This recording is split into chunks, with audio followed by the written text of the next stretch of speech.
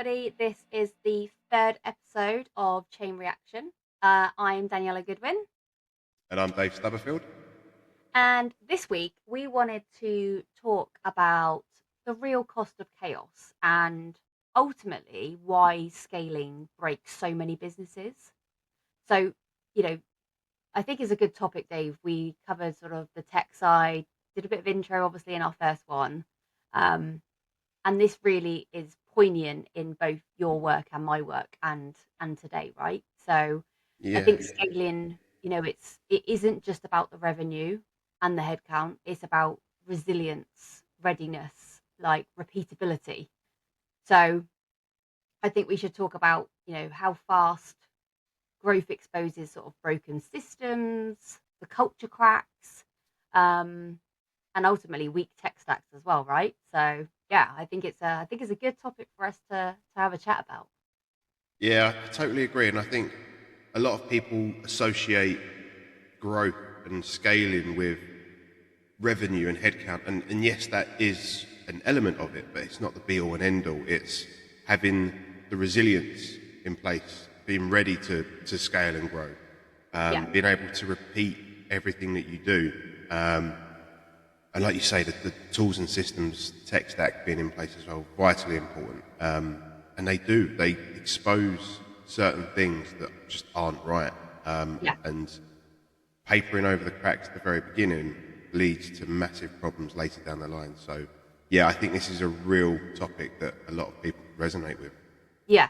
And I think it can, ultimately the truth is growth can kill a business faster than, failure. You and me have both seen it firsthand. So yeah, I think it's a good one for us to crack on with. Yeah, so today we're going to be unpacking the cost of chaos. What happens when your team, your tech, or your culture can't keep up with success? Okay, so looking into chaos, from your point of view, Daniela, what does chaos look like? I think chaos specifically with companies that are, your sort of your real startup, say 0 to 10 people, right? And then they suddenly do really well, and then they scale super, super quick. They don't have enough quickness to recruit, your sales teams, for instance, and your operations. So I think the team that you currently have ultimately are wearing multiple hats, it always seems like, and then they burn out. And then you either get a high turnover, um, and that's where you need to focus on that. That's, to me, that is what chaos ultimately looks like, because if your team's burnt out, you can't do anything. Yeah, I tend to agree, and I think it's kind of the left hand doesn't know what the right hand's doing. It's Yeah, just misalignment. There's no communication, and there's no direction potentially as well. It's just kind of everyone's running around like headless chickens. yeah, That's what exactly. chaos looks like to me, and I think results of that are customers slip through the net, and the potential big earner or the big client could look at your process and how you're working Hmm. and go, this isn't for me. This isn't how I want to work. And that creates that little seed of doubt. And they might see something else that's a little bit chaotic and go, yeah, we're going to step back from this. So you might not openly get that feedback, but you will probably, as a result, lose that potential client. Yeah, yeah, absolutely. And we spoke about it, I think, in our first two episodes. It was like communication. If you're not communicating with your team, logistics businesses or any businesses are especially at risk, because things are fine when you've got 10 people, but they fall apart, at 30 people, and by 50 people, you're firefighting mode, right? Exactly what you said. And then that has a really bad effect on your customers, because all of these things are created ultimately. Yeah, and they almost spiral out of control, don't they? They become very impactful very, very quickly, and it's like that snowball running down the hill. You just, how did it get so big? You don't realize when it's Yeah. starting. Yeah. I think sometimes that can start decisions right at the very top, and they go, right, we're going to do this initiative, whatever it is, we're going to change this, we're going to do something. And I think that message filtering through the organisation, regardless of how big it is, can be how well it's communicated. So let's say you've got senior leader passes it on to his management team. Yeah. That management team might interpret it very, very different and then relay a different message onto their team or not relay it on at all. So this is where that communication piece becomes critical. Yeah. So that essentially creates bottlenecks in the process that isn't really a process, if that makes sense. It's not the day-to-day running, operating the business. It's the how are we going to scale and grow. It's that process. And that's incredibly important. I think it's a massive oversight for a lot of organisations. No, it is. And yeah, just to reiterate, I think you're totally right that bottleneck from the top down, it turns into Chinese whispers, and then by the end of it, and I think that's where you then go, right, this is chaotic, and how do we address this?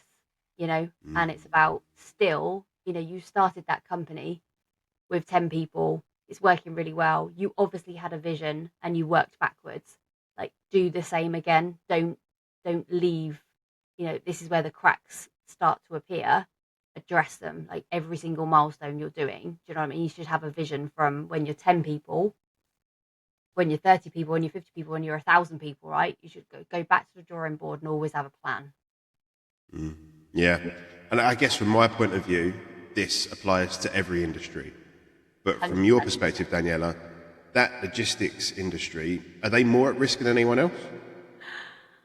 I think it is very chaotic. Logistics, in my opinion, talking to these guys day in, day out, even if they are a startup, they're still quite far behind because a lot of the startup companies in logistics have come from your DHLs, your Seavers, they've set up on their own. And actually they might, be able to run a business unit, but to run a company and scale it is a whole new ball game. And I think that's where you need, again, my opinion again, but that's where you need the sort of the Neds and the advisors on a board for them to really come in who know that startup world. Yeah. Great advice. And I think I've seen it firsthand through COVID, right? I think a lot of organisations suffered during that period, but there were some startups that saw an opportunity and a gap to fill essentially something in their industry, and they hit the ground running. Within 6 to 12 months, they were bringing on people, and you've seen some startups go from 10, 15, 20, 30, 50 people. But what hasn't changed is what was set at the very beginning, the process, the tools, the systems. It's still the same. So they're now probably seeing some sort of plateau, and they're sitting there scratching their head thinking, what's going on? Why are we not growing at the pace we wanted to? It's because they haven't updated how they operate. They've not taken that step back and looked at how do we actually do things.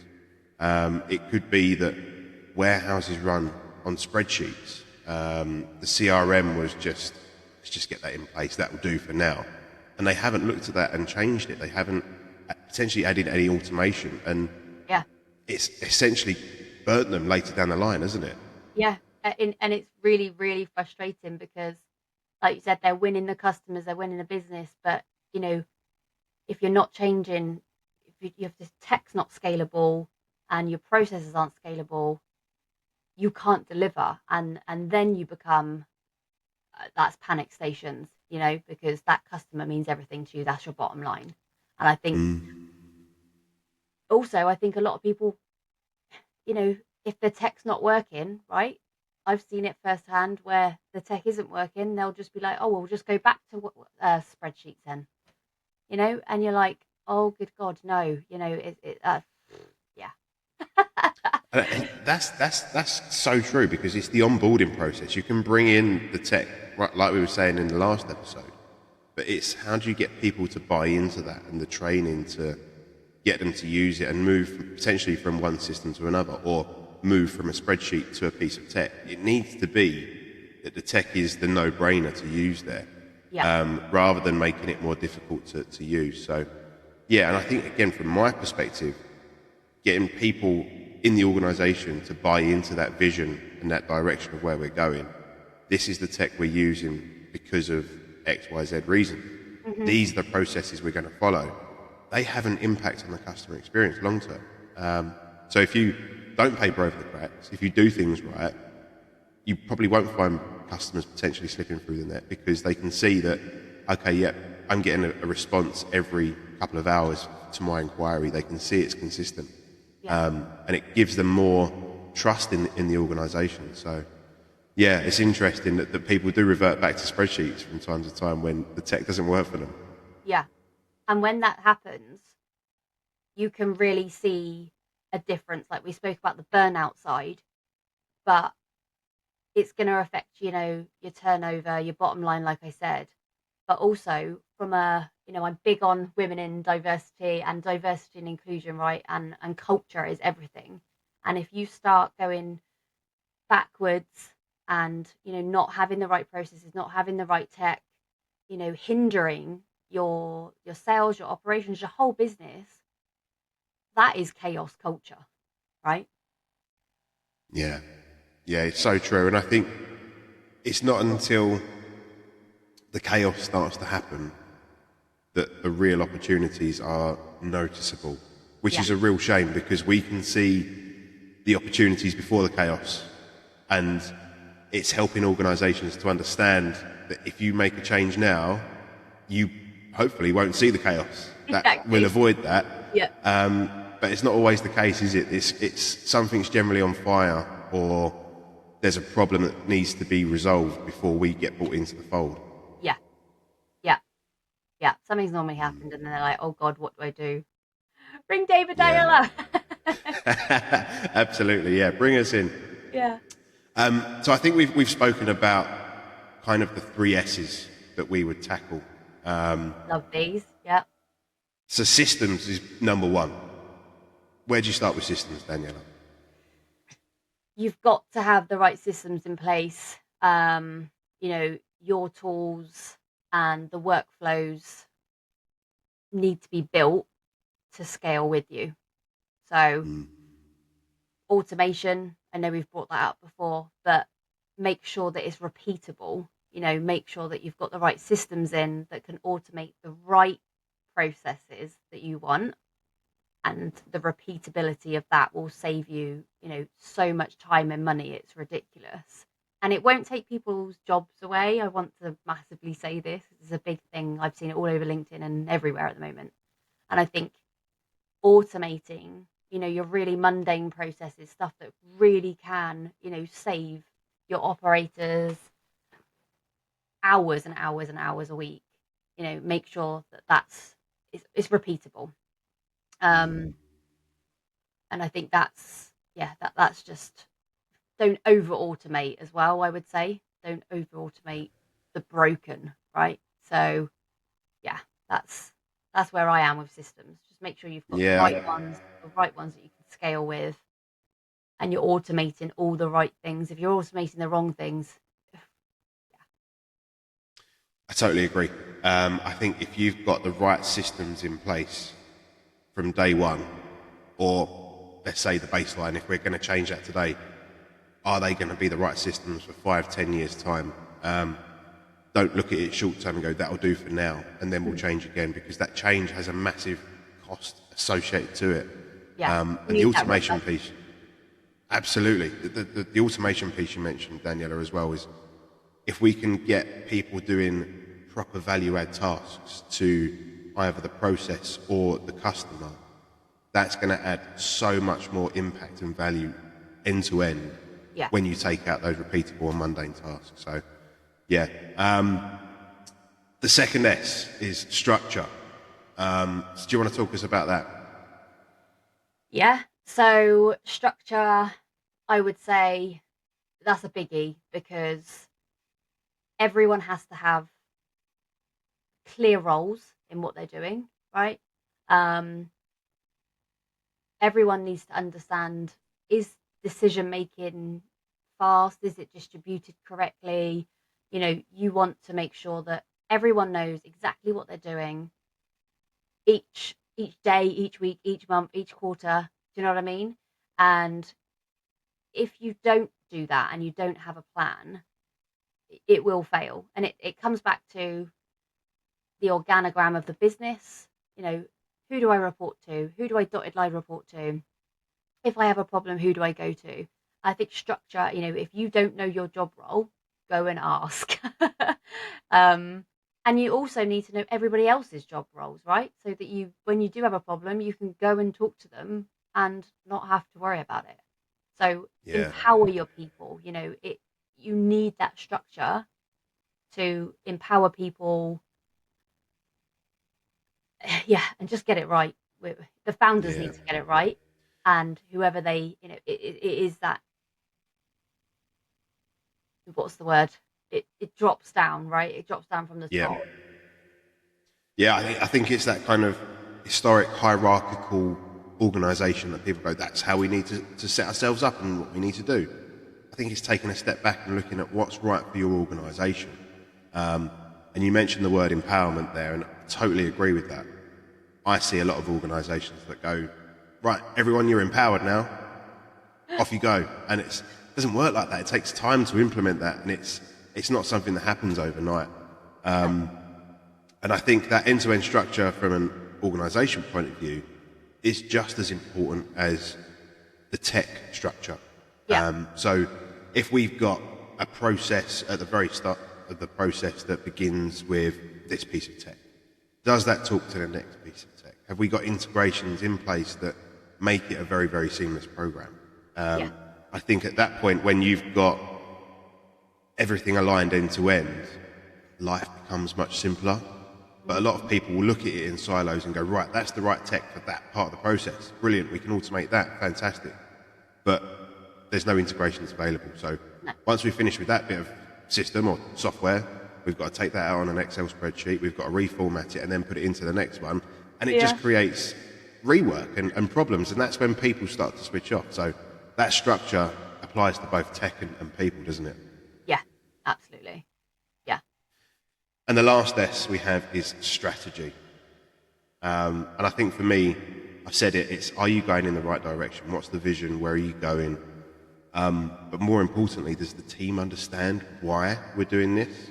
A lot of what I do, I bring people into the fold to make that a conversation where the people on the ground are actually involved in help setting the vision. Yeah. Yes, you might have the senior leaders making the final judgment call and saying this is what it looks like, but if people have helped to create what that looks like and it's becomes part of documentation or it's plastered on the walls of the warehouse or the office, they're going to be like, I helped create that. Yeah. I was a part of that. And that motivates and inspires people. So I think, yes, having that strategy is great, but if you can bring people along on the journey as well, that's even more powerful. Yeah. I think I mentioned that before. I mean, these three S's, they are really crucial and they all interlink. If you don't have if you don't have the right strategy in place across the board, if you don't have the right systems, the structure, it will all fall down. And I think scaling smart is about readiness. You need the processes, the people, the platform alignment before you chase that hyper growth. Like, get it right. Don't go down that road because it will be a rabbit hole of massive pain points for you. That's my probably biggest advice on this podcast today is really. Yeah, I think just to echo that as well, the problems, the chaos it could create could impact and damage the reputation of the business as well, couldn't it? Yeah, It could lead to absolutely. Yeah, catastrophic results. So, yeah, no, I think that's a real sound piece of advice there. yeah, So, final thoughts before we wrap up and start to talk about our event in September. yeah, The businesses that win long term, really, they're not necessarily the fastest ones to do things. They're probably more methodical. They're probably building resilience and the right structure in place to make sure that they can get their DNA right. I think bringing people in that align to that and yeah. say, this is what we stand for as an organisation, come on the journey with us, I think that's much more powerful in the long run. I don't know, Daniella, have you got any closing thoughts? Yeah, I think growth is great, absolutely, but only if it's sustainable. So I think, let's stop basically glamorizing chaos and start designing, scale ready businesses, and just really look at your business, look at your people, look at your processes before you make I love that. any other Yeah, next step. glamorizing chaos. That's basically saying it's normal. It happens. I love that. That's Yeah. brilliant. So yeah, I think if anyone resonates with this, share it with a founder, a director, some sort of leader that's helping an organisation to grow. Yeah, give us a like, a share, a follow, and join us for the next episode of Chain Reaction. But before we close off, Daniel, do you want to talk about our event in September? Yeah. So we are hosting a event in central London on 18th of September, for logistics, tech, and investment. So it's going to be a multitude of different, really hardcore sort of decision makers. So we want like-minded people in that room. It's going to be a really good, 10 till 3 p.m. bit of networking afterwards, and yeah, it's going to be really valuable. And I'm buzzing for it. Actually, I can't wait. So it's all coming together, Amazing. and yeah, we should literally be yeah, carving all the attendees out as we speak. Brilliant. Yeah, so we're putting the final details of that together. So if anyone is interested in finding out a bit more information, please give myself or Daniela a little nudge on LinkedIn, and we'll be happy to give you as much information as we possibly can. But for now, yeah, if you'd like to give us a like, follow, share, Yeah. that'd be great. And join us on that journey, a chain reaction. And we'll see you next time.